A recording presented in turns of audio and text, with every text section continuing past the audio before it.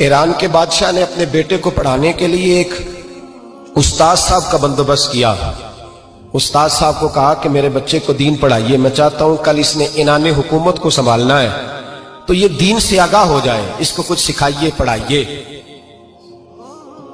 بہت نیک بزرگ بڑے درویش عالم پڑھانے لگے، اسباق مکمل ہو گئے، دین کے اسباق قرآن مجید پڑھایا، احادیث طیبہ کا درس دیا، اصول فقہ سے روشناس کرایا۔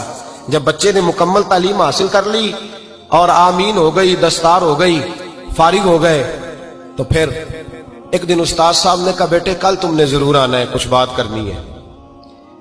شہزادہ گیا ملنے استاد صاحب سے، استاد صاحب نے کنڈی لگا لی، ہاتھ میں درہ پکڑ لیا، مار مار کے پورے وجود کو زخمی کر دیا، کوئی غلطی نہیں، کوئی بات نہیں، مارا۔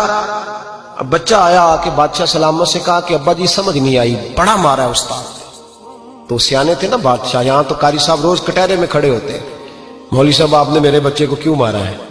آپ 8,000 کے مولوی ہیں، میرا کئی کروڑ کا بچہ ہے، سویرے بدل لیں گے، خبردار آپ نے بچے کو ہاتھ لگایا، اپنی حیثیت میں رہے معاذ۔ جو قومیں استادوں کو کٹہروں میں کھڑا کرتی ہیں وہ ترقی نہیں کر پاتی، جو استادوں کو کٹہروں میں روز کھڑا کرتے ہیں۔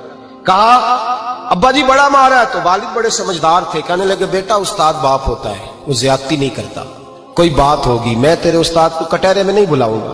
اماں سے بات کی، اماں کہنے لگی بیٹا میں تیرے باپ سے کیسے بات کروں، ڈر آتا۔ وقت گزر گیا، 22 سال بیت گئے، 22 سال گزر گئے، بادشاہ کا انتقال ہوا، شہزادہ تخت پہ بیٹھا، پہلا حکم یہ دیا کہ میرے استاد کو بلاؤ، پہلا حکم۔ استاد جی بوڑھے ہو گئے تھے، چھڑی کے اوپر ٹیک لگا کے آئے اور بھویں سفید ہو کے جھک گئی تھیں، یوں آنکھ کھول کے بڑی مشکل سے دیکھا، کہنے لگے شہزادے حکم ہو۔ کب میں شہزادہ نہیں، اب میں بادشاہ بن گیا ہوں۔ استاد جی 22 سال بیت گئے، آپ نے مارا تھا، پر وہ درد چونکہ زیادتی کی تھی، میرا قصور کوئی نہیں تھا، تو نہ میری روح سے درد گیا ہے نہ میرے جسم سے گیا ہے، میں بے اختیار تھا، پوچھ نہیں سکتا تھا، آج با اختیار ہوا ہوں۔ سب سے پہلے پہلا حکم آپ کو دیا، بلایا ہے، بتائے کیوں مارا تھا، کیوں مجھے مارا تھا، میری زیادتی بتائے۔ تو استاد بوڑھے استاد کی آنکھیں آنسوں سے بھر گئیں، کہنے لگے بیٹے بس آج کے دن کے لیے مارا تھا، یہ جو دن آ گیا نا میری زندگی میں اس لیے مارا تھا، یہ میں چاہتا تھا میری زندگی میں وقت ہے، آج کے بس میری مراد پوری ہو گئی۔ کہا صاحب کس لیے، مجھے بھی سمجھائے۔ آپ فرمانے لگے کتنی دیر ہو گئی تجھے مار کھائے ہوئے، کتنا زمانہ بیت گیا؟ کہنے لگا 22 سال۔ فرمایا زخم بھولے تو نہیں، درد ختم تو نہیں ہوئی، تمہیں بات 1 منٹ کے لیے بھی تمہارے حافظے سے محو تو نہیں ہوئی؟ کہ استاد جی روز رات کو یاد آتی، روز خیال آتا تھا۔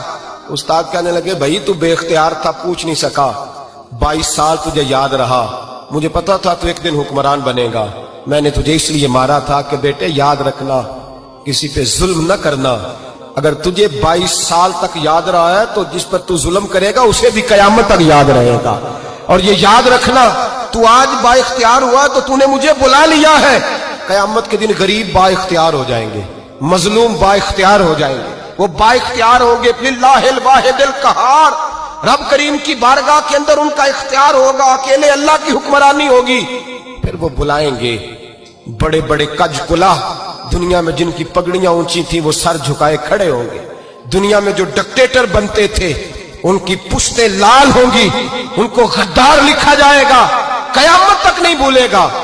ظلم کرنا تو سوچ سمجھ کے کرنا، اتنا کرنا جتنا تم سہ سکتے ہو، اتنی زیادتی کرنا جتنی قیامت میں تم برداشت کر سکتے ہو۔